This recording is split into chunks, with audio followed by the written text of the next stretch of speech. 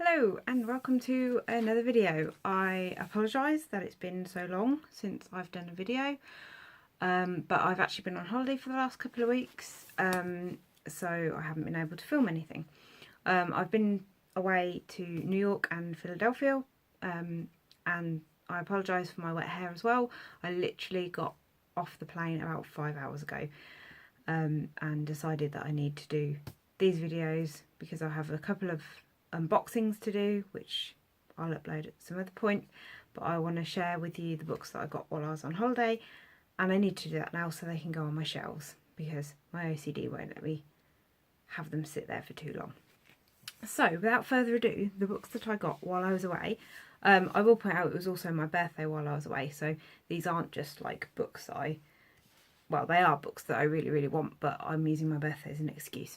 So the first three that I got are the American hardcovers of A Dark Shade of Magic, which consist of A Dark Shade of Magic,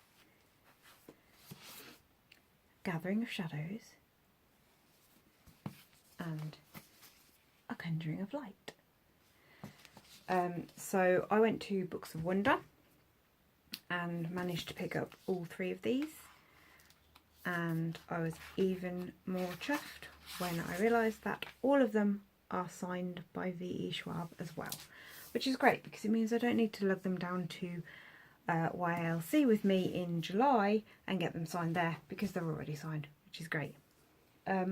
While there, I also picked up Frog Kisser by Garth Nix, mainly because I absolutely adore the American hardcover. I really like the design of it and the fact that inside you really can't see it in this light, but there's an embossed frog on the underneath the dust jacket.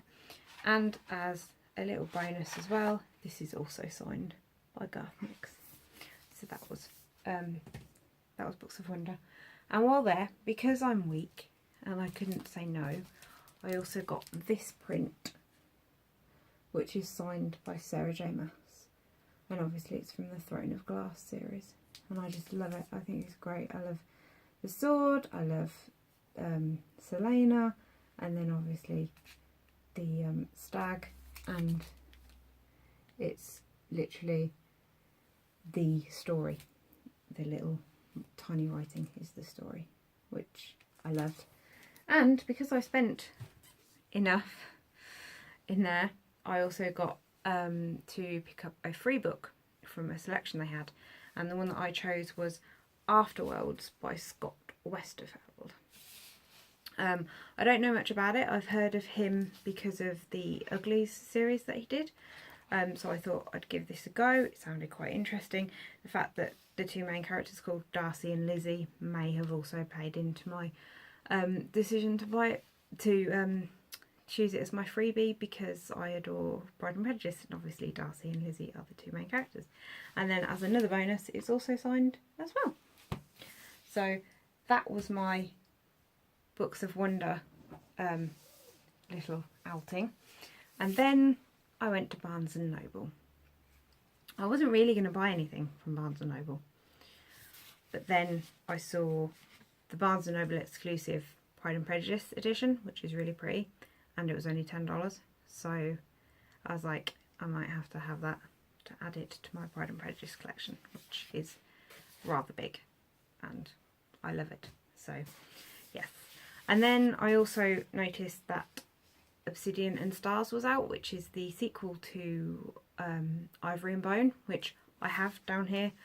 I haven't actually read yet, but I also have that in the American hardcover, and this is the American hardcover, and I figure rather than paying for shipping, because no doubt I will end up buying it, I'll just buy it while I'm there.